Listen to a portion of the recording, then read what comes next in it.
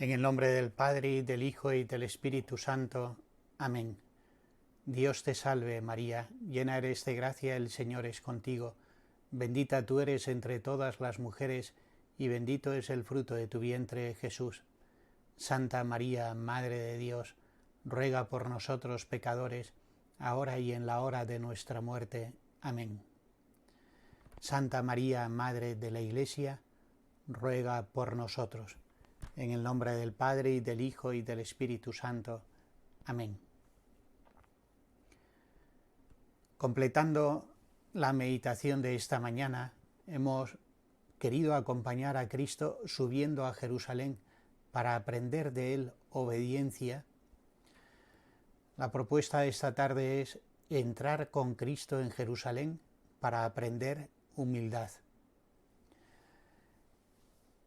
Para seguir a Cristo hasta el final, para poder llegar con Él sin alejarme, sin espantarme, a vivir el misterio de la pasión, muerte y resurrección, es necesario, como Él mismo ha hecho, entrar en Jerusalén.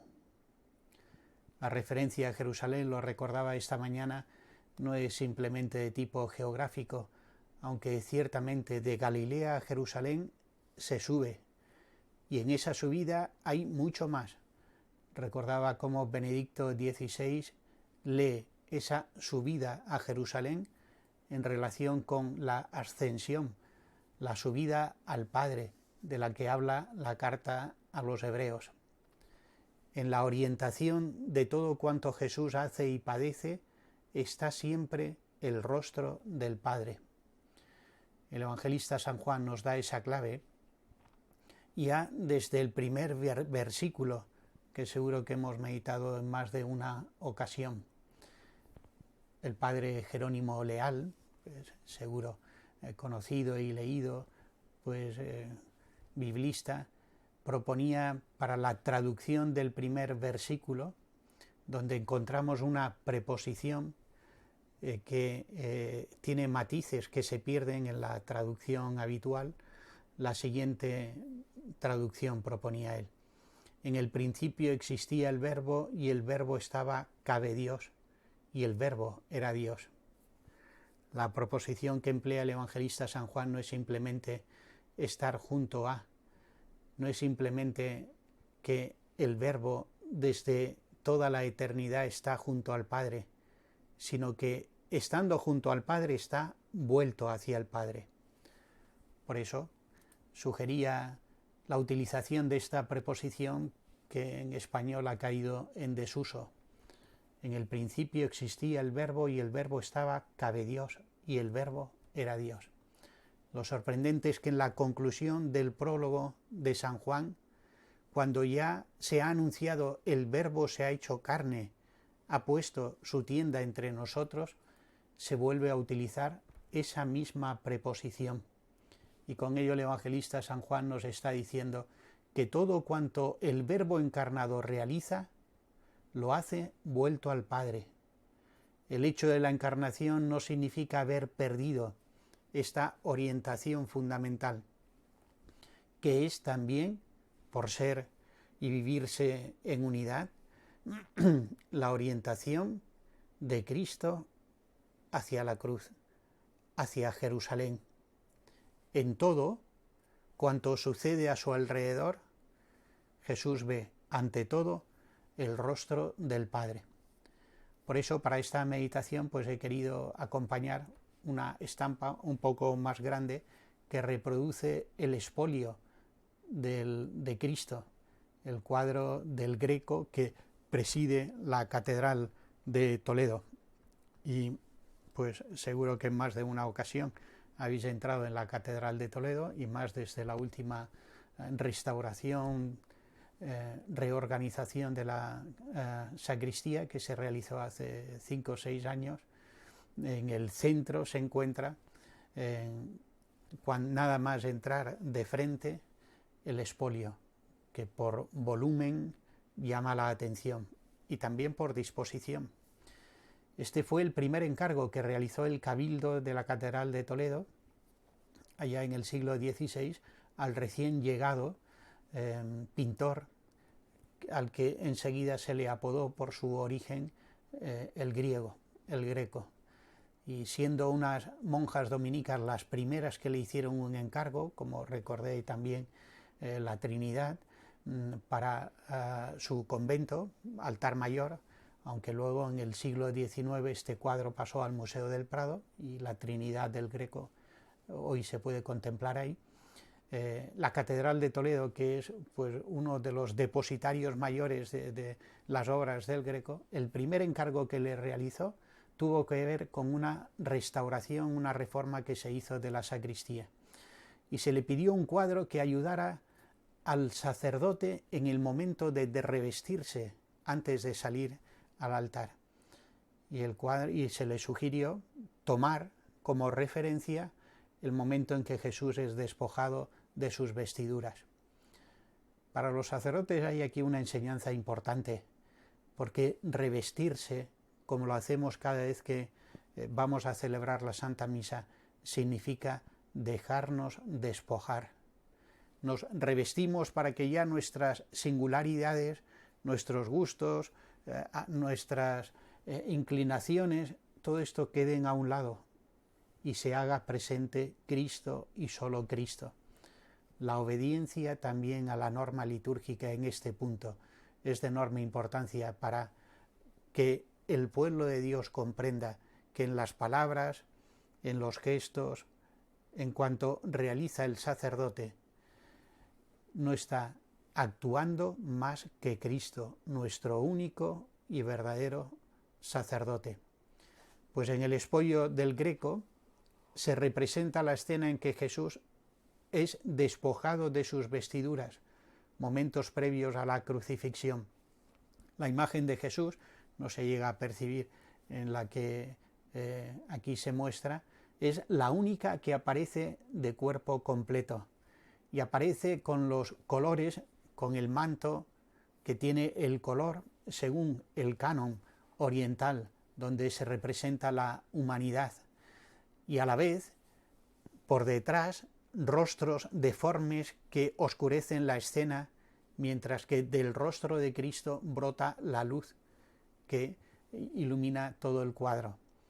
La mirada de Cristo está puesta en lo alto, mientras quienes le asedian por todos lados se ocupan en ofrecerle ya el daño de la pasión. En ese momento, cuando Jesús está siendo despojado de sus vestiduras, la mirada de Jesús, puesta la mano en el corazón, indicando el corazón, está puesta en el Padre. La entrada de Jesús en Jerusalén, como toda su pasión, muerte y resurrección, es vivida como cumplimiento de la voluntad del Padre. Obediencia es hermana de humildad, y no hay humildad sin obediencia, ni obediencia sin humildad. Por eso, de igual manera que esta mañana proponía la subida de Jesús a Jerusalén como escuela de obediencia, ahora quisiera proponer la entrada de Jesús en Jerusalén como escuela de humildad. Se trata, pues, de contemplar la humildad de Cristo para caer en la cuenta de la necesidad que tenemos de esta virtud para avanzar en el camino de santificación, para tener la misma vida de Dios en nosotros. Algunos textos que nos pueden servir a modo de introducción para contemplar la humildad de Jesús. Ya San Efrén de Nísibe afirma: comenzó en un pesebre y terminó en un asno, en un pesebre en Belén y en un asno en Jerusalén. La entrada de Jesús subido en un pollino en Jerusalén aparece como expresión de una humildad que ya el Verbo encarnado manifestó desde los primeros momentos de su vida en este mundo. Cristo es maestro de humildad y nos explica San Agustín. Maestro de humildad es Cristo, que se humilló haciéndose obediente hasta la muerte y muerte de cruz. No pierde la divinidad cuando nos enseña la humildad. ¿Qué era para el Rey de los siglos ser hecho Rey de los hombres? Cristo no era Rey de Israel para imponer tributos ni para tener ejércitos armados y guerrear visiblemente contra sus enemigos. Era Rey de Israel para gobernar las almas, para dar consejos de vida eterna, para conducir al reino de los cielos a quienes estaban llenos de fe, de esperanza y de amor. Que el Hijo de Dios, igual al Padre, el Verbo por el cual fueron hechas todas las cosas, quisiera ser Rey de Israel, fue una condescendencia suya y no una promoción, una señal de misericordia, no un aumento de poder. La invitación en esta tarde es repasar los pasajes evangélicos que nos hablan de la entrada de Jesús en Jerusalén, para aprender la virtud de la humildad. Por eso, al igual que hacía en esta mañana, propongo primero detenernos en los relatos evangélicos que nos hablan de la entrada de Jesús en Jerusalén y después me detendré en las enseñanzas de algunos maestros espirituales en torno a la humildad. En concreto, una horita temprana en la vida de San Bernardo, los 12 grados de humildad y soberbia, un tratadito fundamental que no tiene enseñanzas válidas solo para la vida monástica, sino pues para todo cristiano, y las tres formas de humildad, tres maneras de humildad de las que habla San Ignacio en los ejercicios. Vamos primero con la entrada de Jesús en Jerusalén. Los pasajes bíblicos paralelos los tenemos en el guión que se reparte en cada meditación.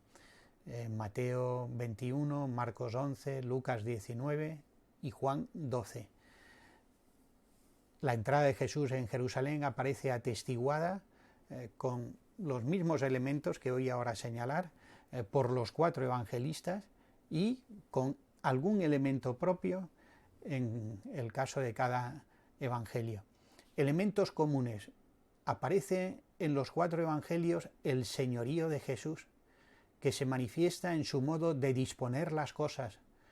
Y así, cuando ya están llegando a Jerusalén, da órdenes a sus discípulos, a los apóstoles, para que vayan a tal lugar, encontrarán un pollino atado, lo han de desatar, traerlo, y si le preguntan tienen que decir: el Señor lo manda.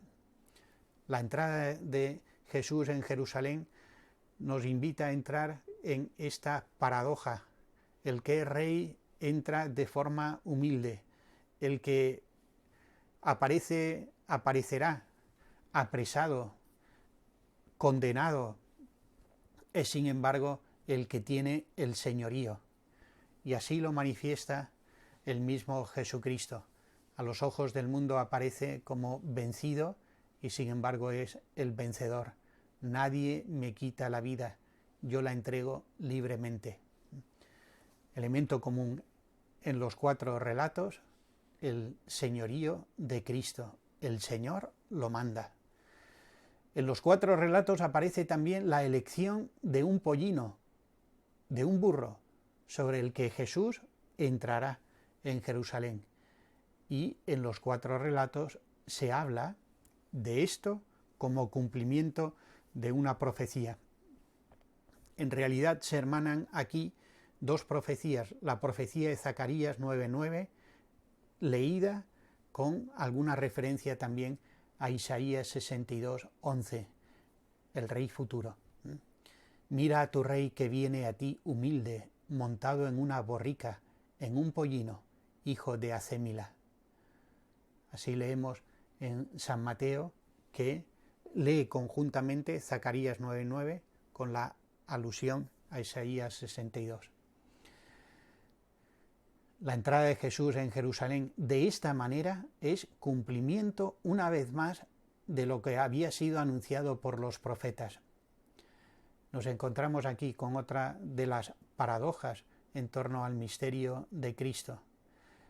Él da cumplimiento a lo que los profetas habían anunciado y sin embargo lo que Él trae desborda todo lo que los profetas habían anunciado.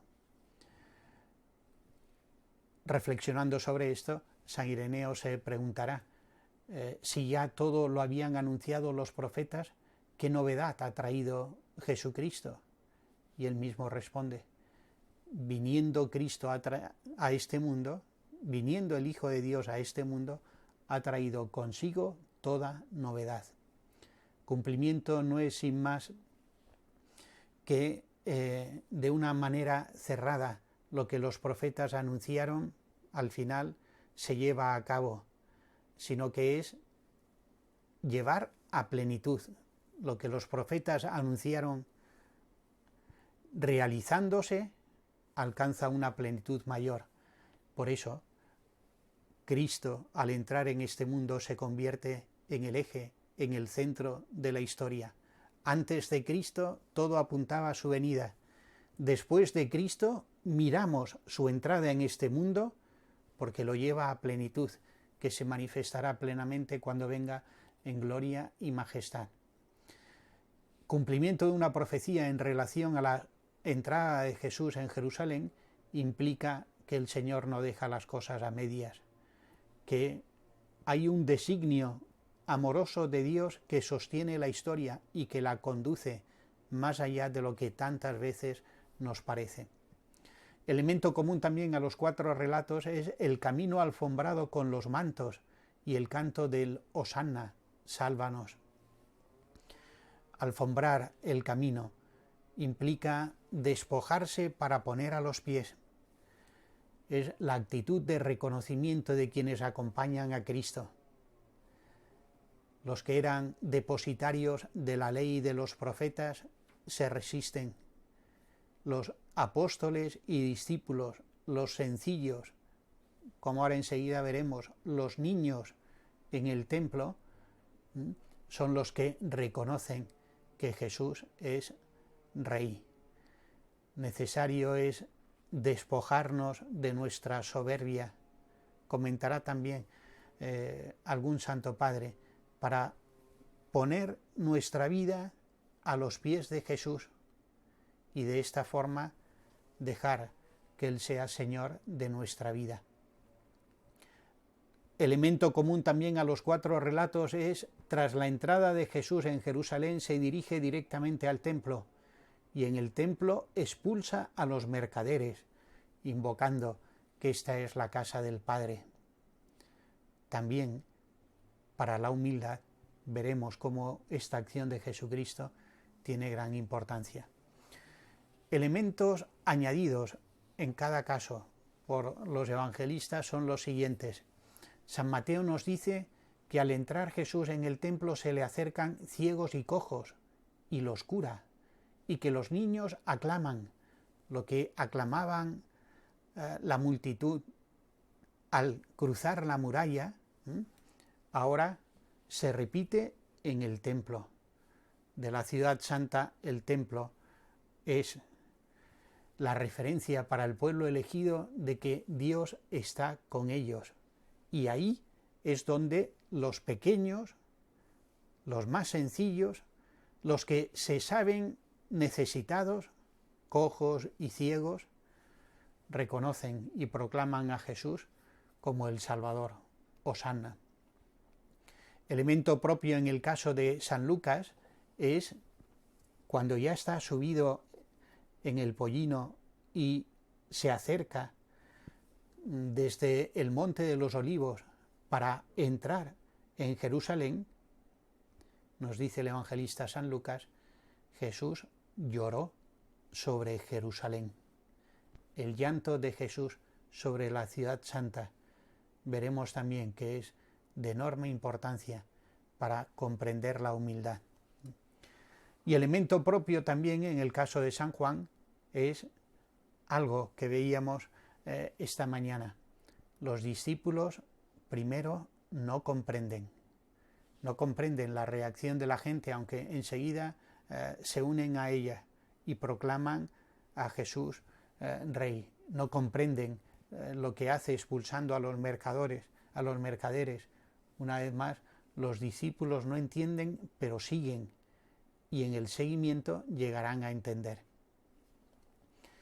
De cara a la humildad, de estos elementos subrayados en los 4 relatos, por lo pronto, Jesucristo aparece como maestro de humildad, como él mismo había anunciado.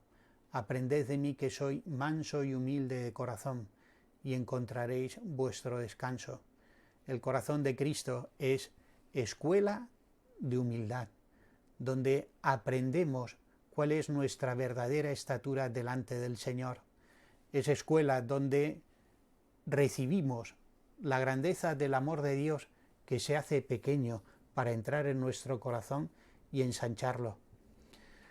La humildad es hija de la confianza. Lo que el Señor promete se cumple. Lo que había anunciado por los profetas haya su cumplimiento en Cristo. No deja las cosas a medias.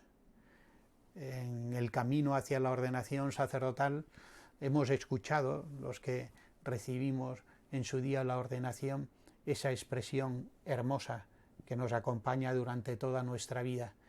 Dios, que empezó en ti la obra buena, él mismo la lleve a término. El Señor no deja nunca las cosas a medias. Él es fiel. Su verdad, él que es verdad, se manifiesta en la historia. Por esto, lo sabemos, pues en el pensamiento semítico, verdad y fidelidad son sinónimos. Es lo que expresamos con la palabra amén, de la misma raíz que la palabra verdad en hebreo. Amén es proclamar la fidelidad de Dios, cuya actuación en la historia, mi propia historia, no queda interrumpida. Él es fiel, permanece fiel a sus promesas. Enseñanza importante de cara a la humildad. Reconocen al humilde, con mayúsculas, quienes se hacen humildes con él. De ahí la necesidad de despojarnos del manto de la soberbia. De ahí la necesidad de sabernos necesitados de curación, como los cojos y ciegos que corriendo se acercan en el templo a Jesús. Los enfermos le buscan en el templo. La humildad empieza cuando nos dejamos curar por él. Sus heridas nos han curado. De cara a la humildad, también es importante advertir lo que significa la expulsión de los mercaderes del templo. Cuando Jesús golpea, purifica. Cuando permite en nuestra vida situaciones que nos sacuden, hemos de pedirle confianza para vivirlas como oportunidad de purificación. El Señor golpea para purificarnos. Humildad implica aprender del llanto de Jesús. Y a esto vamos a dedicar, si Dios quiere, una meditación, a la importancia de las lágrimas en nuestra propia vida. Y ya al poner nuestra mirada de fe en el misterio de la Trinidad Santa, el primer día recuperé esa expresión hermosísima de San Gregorio Nacianceno. ¿Qué le dejaré a la Iglesia? Le dejaré mis lágrimas. En su momento lo desarrollaremos más, pero válganos ya de nuevo la aportación genial de San Agustín en este punto. Al ver a Jesús llorando por la muerte de su amigo Lázaro, se pregunta, ¿por qué Jesús lloró? Y él responde, San Agustín, para que nosotros aprendamos a llorar. Para que aprendamos a llorar. San Agustín considera que este aprendizaje es necesario en nuestra vida cristiana. No hay humildad sin lágrimas. No hay reconocimiento de nuestra propia verdad sin lágrimas. No hay avance en el amor de Cristo sin lágrimas. Todo esto lo presento a modo de anuncio, pues un poco anticipando lo que de manos de Santa Catalina de Siena, en su doctrina sobre las lágrimas, si Dios quiere en su momento meditaremos. Humildad, una vez más, es seguir sin comprender. Yo no lo entiendo, pero sé que quien va delante de mí, sé que quien me sostiene, lo entiende. Mi pensamiento descansa en él. Seguir sin comprender. No te pido, Señor, entender para creer, sino creer para llegar a entender. Repasados así rápidamente algunos elementos de los relatos de la entrada de Jesús en Jerusalén, vayamos ahora a lo que significa la virtud de la humildad como sello de autenticidad de la vida cristiana. Y hagámoslo de manos de los santos, que en cuanto dóciles a la acción del Espíritu Santo, nos enseñan el camino de la vida, porque habiéndolo recorrido en esta docilidad, se convierten para nosotros en modelos e intercesores. La humildad es la verdad hecha vida, vivir en verdad. Así, en expresión conocida, lo formula Santa Teresa de Jesús en el libro de las Moradas. Una vez estaba yo considerando por qué razón era nuestro Señor tan amigo de esta virtud de la humildad, y pusóseme delante, a mi parecer sin considerarlo, sino de presto, esto, que es porque Dios es suma verdad, y la humildad es andar en verdad. La humildad es conocimiento propio. Así lo expresa Santo Tomás en la Suma Teológica. La humildad tiene su norma en el conocimiento, haciendo que nadie se juzgue superior a lo que realmente es. El santo cura de Ars, en un sermón sobre el orgullo, también define la humildad en estos términos. La humildad es una antorcha que presenta a la luz del día nuestras imperfecciones. No consiste, pues, en palabras ni en obras, sino en el conocimiento de sí mismo, gracias al cual descubrimos en nuestro ser un cúmulo de defectos que el orgullo nos ocultaba hasta el presente. Pues veamos dos propuestas para crecer en santidad desde la humildad de manos de San Bernardo en su tratado Los grados de humildad y soberbia, y de manos de San Ignacio de Loyola. Rápidamente. Decía que es una obra temprana, compuesta a petición de uno de los cofundadores de lo que se convierte en la reforma del Císter, el hermano Godofredo, y siendo todavía Bernardo joven, pues pone por escrito enseñanzas que ya les había transmitido, y esas enseñanzas se convierten como en una guía para aquella comunidad recién nacida. Desde la humildad se puede crecer en la entrega, en este caso, de una consagración monástica. Pues en este tratadito, Los grados de humildad y soberbia, San Bernardo define la humildad como virtud que incita al hombre a menospreciarse ante la clara luz de su propio conocimiento. Una vez más, lo específico de la humildad es el conocimiento propio, que ofrece luz de nuestra verdadera, de nuestra propia realidad. Inspirándose, tomando como imagen la escala de Jacob, habla de la humildad como subida hasta Dios y explica: la humildad es camino, Cristo mismo hecho nuestro camino. Dice al inicio de este tratado: cuando el Señor dice yo soy el camino y la verdad y la vida, nos declara el esfuerzo del camino y el premio al esfuerzo. A la humildad se la llama camino que lleva a la verdad. La humildad es el esfuerzo, la verdad el premio al esfuerzo. ¿Por qué sabes, dirás tú, que este pasaje se refiere a la humildad, siendo así que dijo de un modo indefinido yo soy el camino?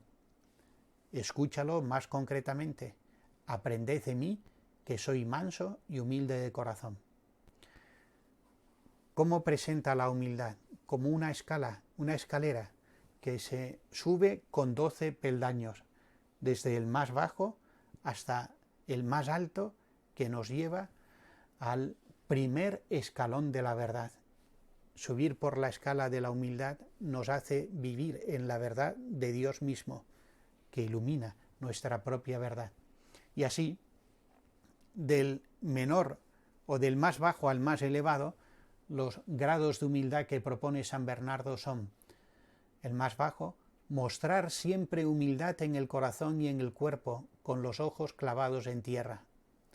La porte, nuestro modo de presentarnos ante los demás, es también expresión, la más baja si cabe, pero verdaderamente importante, de nuestra condición humilde. Por el contrario, recordemos que el tratadito habla de los 12 grados de humildad y de los 12 grados de soberbia, es la presencia altiva, arrogante, como la primera manifestación de un corazón soberbio. Siguiente nivel, humildad, es segundo grado de humildad, expresarse con parquedad y juiciosamente, sin levantar la voz. Palabra breve y oportuna. Tercer nivel, no ser de risa fácil. Y aquí no está invitando San Bernardo a abandonar el sentido del humor o a vivir la alegría, sino a que ésta sea verdadera, que también nuestra alegría viva en la verdad. Y por eso evitar aquella risa que es fruto del descrédito de mi prójimo o de la ofensa del mal del prójimo. La alegría por el mal ajeno sabemos que se llama envidia y es hija de la soberbia. Cuarto nivel de humildad, esperar a ser preguntado para hablar. Tomar conciencia, si uno toma conciencia de ser poca cosa o nada, no querrá imponer su palabra a los demás, sino que hablará cuando sea preguntado. Siguiente escalón, no salirse de la norma común del monasterio, dicho de una forma de vida consagrada, de una consagración apostólica de espiritualidad laical, dicho de una vida sacerdotal, dicho de una vida consagrada, contemplativa o activa. Humildad significa vivir dentro del propio carisma, es decir, vivir en la holgura del don del Señor. Se quiebra la humildad cuando, recibiendo el carisma así confirmado por la Iglesia para entregar la vida al Señor en tal manera, ando pensando en formas que no tienen que ver con esta manera, o al final acabo adoptando tareas apostólicas o formas de vida que contradicen lo que un día prometí al Señor. Humildad es no salirse de la norma común de la propia vocación. Siguiente escalón, reconocerse como el más despreciable de todos. Reconocerse como el más despreciable de todos, lo cual no es ejercicio solo de palabra o de un pensamiento rápido, sino que se traduce en comportamiento. Reconocerse el más despreciable de todos significa tener a todos por mejores, a todos, por tanto, como aquellos a los que merece la pena consultar, a los que debo acudir, en los que puedo confiar, más allá de la constatación de mi realidad. Siguiente escalón, juzgarse indigno e inútil para todo. Y puede parecernos esto una contradicción. No hemos de reconocer los dones que el Señor nos da, las cualidades. Hemos de reconocerle que estos dones y cualidades nos los ha dado Él. Y por eso, desde mi propia condición, saberme inútil e indigno. Confesar los pecados, siguiente escalón. Abrazar por obediencia y pacientemente las cosas ásperas y duras, siguiente escalón. Someterse a los superiores con toda obediencia, siguiente escalón. No amar la propia voluntad, Y por último, abstenerse por temor de Dios y en todo momento de cualquier pecado. Abstenerse por temor de Dios y en todo momento de cualquier pecado. San Ignacio Loyola, cuando propone las 3 maneras de humildad, sabemos que nos da como perspectiva, sitúa estas consideraciones sobre las maneras de humildad como nota para hacer elección. La perspectiva de San Ignacio tiene que ver con la respuesta a la llamada del Señor, y esta respuesta me lleva a tomar decisiones, a hacer elecciones, y estas elecciones no se podrán hacer si no cultivo la humildad. La humildad es entendida como combate contra el pecado, y en cierto modo podríamos decir, donde San Bernardo termina, el grado mayor de humildad es abstenerse por temor de Dios y en todo momento de cualquier pecado, es donde San Ignacio comienza y habla de la primera forma de humildad necesaria para la salvación eterna, es rechazar todo pecado mortal. Segundo grado, más perfecta humildad, es si yo me hallo en tal punto que no quiero ni me afecto más a tener riqueza que pobreza, a querer honor que deshonor, vivir con la indiferencia que supone situarse en este mundo con el corazón puesto en el Señor, como Cristo, con la mirada en el Padre.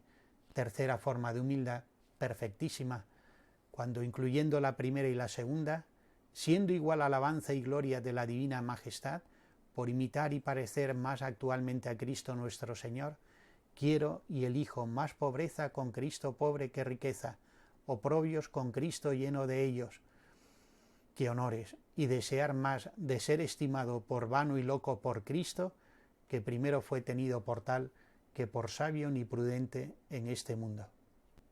A modo de conclusión, propongo en el guión las letanías de la humildad del cardenal Merry del Val. Quizás la sola lectura y oración de estas letanías puede llenar el tiempo de toda esta meditación. Concluyo con la oración que él propone al final de estas letanías.